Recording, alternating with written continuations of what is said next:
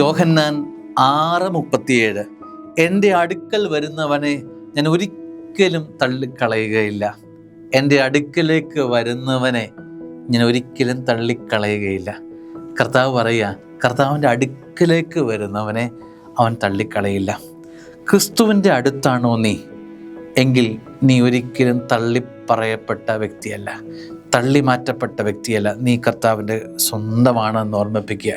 അപ്പോൾ എൻ്റെ അടുക്കലേക്ക് വരിക എന്നതാണ് പ്രധാനപ്പെട്ടത്.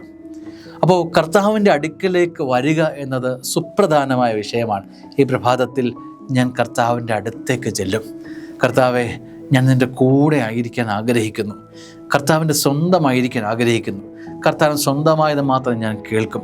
കർത്താവിന് സ്വന്തമാകാനുള്ളത് മാത്രം ഞാൻ ചെയ്യും.